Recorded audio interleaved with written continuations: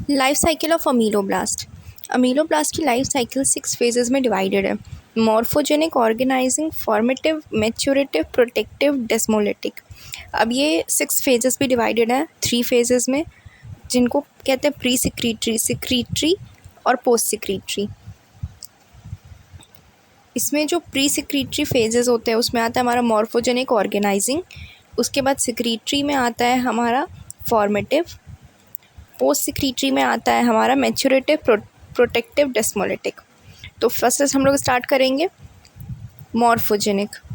Morphogenic phase में क्या होता है, जो हमारा सेल होता है वो शॉर्ट होता है, कल्यूमिनर होता है, लार्ज ओवल न्यूक्लियस उसमें प्रेजेंट होता है, साइटोप्लाज्म कम होता है कंपेयर टू आगे के स्टेजेस जो आने वाले हैं।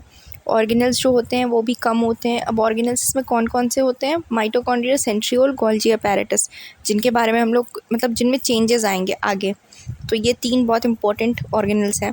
फिर ऑर्गेनाइजिंग स्टेज आता है हमारा। ऑर्गेनाइजिंग स्टेज में जो हमारे सेल है वो लॉन्गर हो जाता है। डिस्टल एंड जो होता है हमारे सेल का वो ज़्यादा लॉन्ग हो जाता है कंपेयर टू प्रॉक्सिमल पार्ट। और इसमें जो न्यूक्लियस है वो ऊपर की तरफ, हमारे जो ऊपर का एंड है वहाँ पर जा कर के सेटल डाउन हो जाता है, जिसकी वजह से न्यूक्लियस फ्री जोन हो जाता है हमारे डिस्टल एंड में। प्रॉक्सिमल एंड पे हमारा न्यूक्लियस चला जाता है, डिस्टल एंड पे न्यूक्लियस फ्री जोन हो जाता है, जहाँ पे हमारे जो ऑर्गेनल्स होते हैं वो सारे आ जाते हैं। सेंट्रियोल, गोल्गी अपैरेटस, ये सब नीचे आ जाते हैं। बस हमारा माइटोकॉन्ड्रिया जो है वो डिस्टल एंड पर ही रहता है। फिर रिवर्सल ऑफ पोलैरिटी, ऑब्वियसली जैसे हमारा न्यूक्लियस ऊपर गया तो रिवर्सल ऑफ पोलैरिटी होगा। रीडिस्ट्रीब्यूशन ऑफ साइटोप्लाज्मिक ऑर्गेनल, अभी बताया कि जो हमारे गोल्गी अपैरेटस हैं, सेंट्रियोल्स हैं, वो नीचे आ जाएंगे, माइटोकॉन्ड्रिया ऊपर चला जाएगा हमारे डिस्टल एंड पे। फिर डिफ्रेंशिएशन ऑफ ओडोंटोब्लास्ट, इसी स्टेज में हमारा जो ओडोंटोब्लास्ट है उसका डिफ्रेंशिएशन हो जाता है। रिवर्सल ऑफ न्यूट्रिशन सोर्स, अब ये कैसे होता है ये हम अच्छे से भी पढ़ेंगे।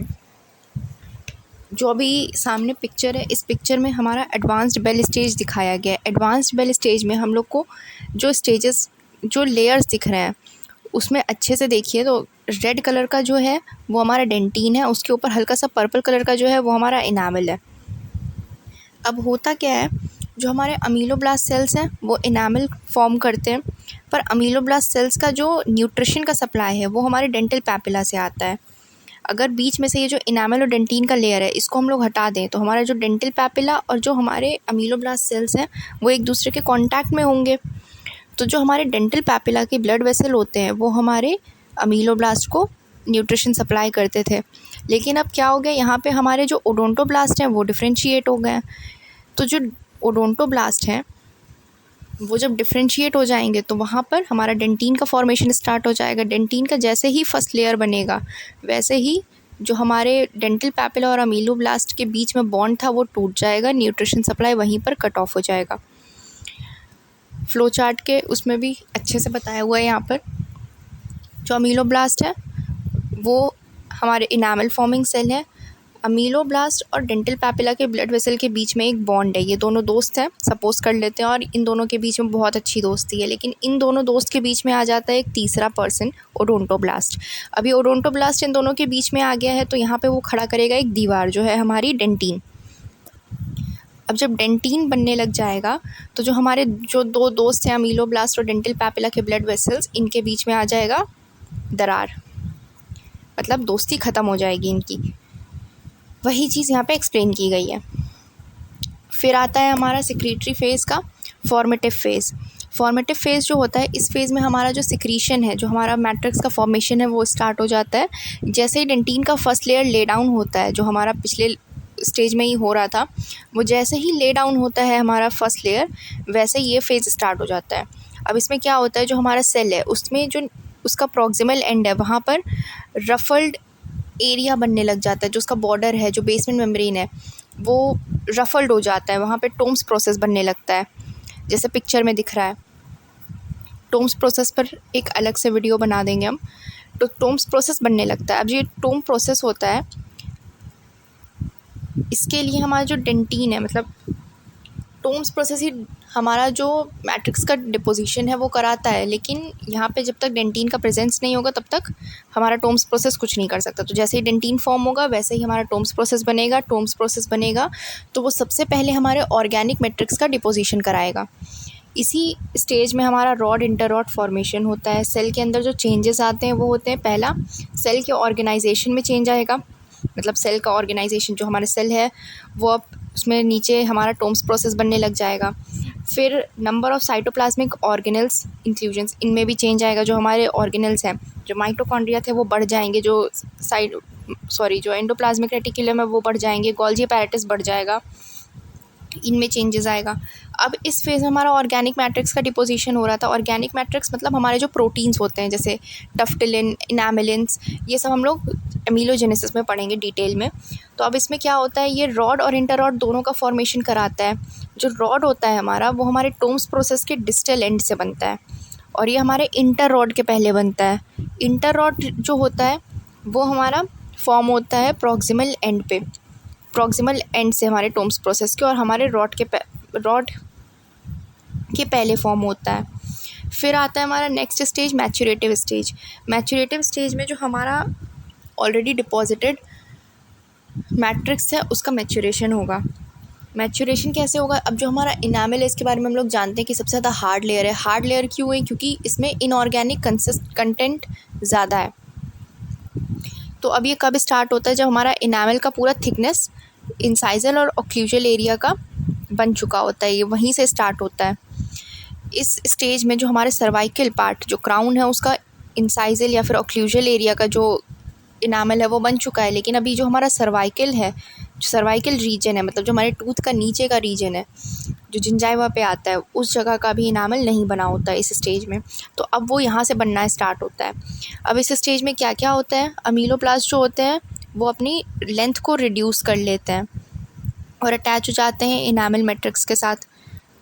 इनामिल मैट्रिक्स मतलब जो हमारा ऑर्गेनिक वाला फॉर्म हो चुका है ना, प्रोटीन वगैरह जो हमारे बन चुके हैं उनके साथ ये अपने आप को अटैच कर लेंगे, छोटे हो जाएंगे साइज़ में, और इनमें नीचे से माइक्रोविलाई, छोटे छोटे से माइक्रोविलाई आ जाएंगे इनके डिस्टल एक्सट्रीमिटीज़ पे। अब क्या होता है यहाँ पे, पहले तो इसमें दो चीज़ होती हैं, रफल्ड बॉर्डर और स्मूथ बॉर्डर। दो तरह के अमीलोब्लास्ट बनेंगे, एक्चुअली बनेंगे नहीं, जो अमीलोब्लास्ट है वो दो फॉर्म लेगा हर 4 से 5 घंटे में। तो क्या होता है, जब रफल्ड बॉर्डर होता है इसको कहते हैं हम लोग एक्टिव फॉर्म। इस फॉर्म में क्या होता है, जो हमारा ऑर्गेनिक मैट्रिक्स है उसका एंडोसाइटोसिस होता है, मतलब जो सेल है हमारे ऑर्गेनिक मैट्रिक्स को अपनी तरफ खींच लेगा, एब्जॉर्ब कर लेगा, दोबारा से रीअब्जॉर्प्शन होगा। और जो हमारा इनऑर्गेनिक मैट्रिक्स है, जो कैल्शियम हाइड्रोक्सी एपेटाइट क्रिस्टल्स हैं, वो फिर से उस पर डिपॉजिट होते जाएंगे ताकि जो हमारा मैट्रिक्स है वो हार्ड होता जाए। इनामिल पूरी तरह से तभी फॉर्म होगा। तो क्या होता है इसमें, रफल्ड बॉर्डर जब होगा तो एक्टिव होगा हमारा सेल, और वो क्या करेगा, एंडोसाइटोसिस हमारे ऑर्गेनिक मैट्रिक्स का और इनऑर्गेनिक का हमारा डिपोजिशन कराएगा। और स्मूथ बॉर्डर जब बनेगा, वो थोड़ी थोड़ी देर पे ऐसे चेंजेस आते रहते हैं बार बार, तो जब स्मूथ बॉर्डर बनेगा उसमें तो ऑर्गेनिक सब्सटेंस जो है उसका एंडोसाइटोसिस होगा सिर्फ, बाकी हमारा जो डिपोजिशन है वो नहीं कराएगा ये। फिर आता है हमारा next layer, protective stage. Protective stage में क्या होता है, जो हमारा इनामिल है वो कम्प्लीटली बन चुका है, फुल्ली कैल्सिफाइड है, मतलब मिनरलाइजेशन उसके ऊपर हो चुका है। अब ये बचाने वाली जो चीज़ है, मतलब हमारा इनामिल तैयार है पर अब उसको बचाना है हमें। किससे बचाना है, बाहर का जो कनेक्टिव टिश्यू है उससे बचाना है। इरप्शन के पहले हम लोग को उसको एक्सपोज नहीं होने देना है। तो अब क्या होगा, जो अमीलोब्लास्ट है वो अमीलोब्लास्ट रह ही नहीं जाएंगे, मतलब जैसे अभी हम लोग जिन सेल्स को अमीलोब्लास्ट कह रहे हैं वो अमीलोब्लास्ट अलग से हम लोग उनको डिफ्रेंशिएट नहीं कर पाएंगे। अमीलोब्लास्ट जो स्ट्रैटम इंटरमीडियम और आउटर इनामिल एपिथेलियम लेयर होती है उसके साथ मर्ज कर लेंगे और एक साथ वो मिल करके फॉर्म करेंगे स्ट्रेटिफाइड एपिथेलियल कवरिंग हमारे इनामिल के ऊपर की, जिसको हम लोग कहते हैं रिड्यूस्ड इनामिल एपिथेलियम। ये जो रिड्यूस्ड इनामिल एपिथेलियम होता है ये प्रोटेक्ट करता है हमारे मैच्योर इनामिल को, उसको सेपरेट रखता है कनेक्टिव टिश्यू से।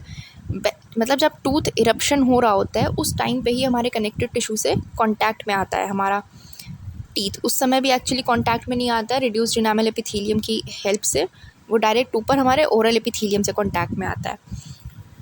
तो हमारा जो रिड्यूस्ड इनामिल एपिथेलियम है इनामिल को प्रोटेक्ट करता है, सेपरेट रखता है उसको कनेक्टिव टिश्यू से अंटिल टूथ इरप्ट्स।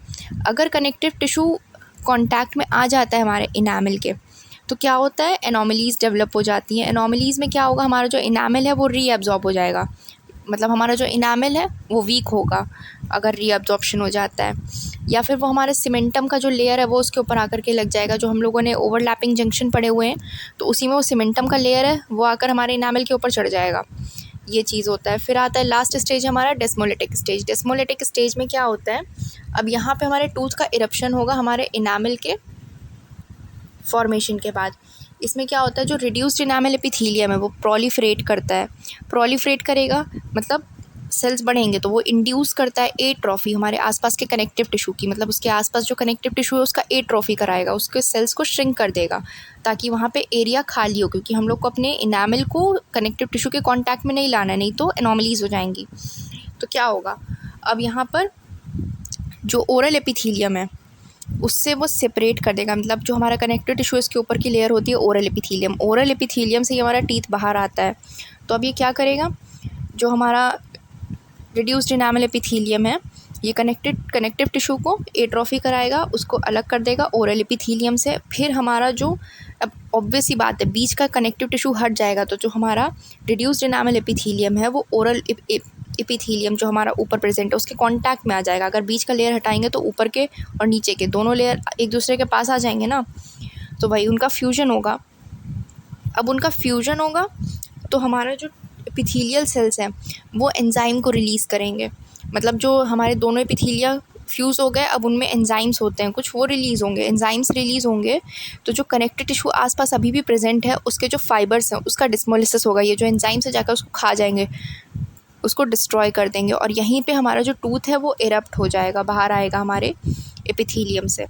अगर प्रीमेच्योर डीजेनरेशन हो जाता है हमारे इनामल एपिथेलियम का, रिड्यूस्ड इनामल एपिथेलियम का, तो वहाँ पर जो हमारा टूथ का इरप्शन है वो डिलेड हो जाता है।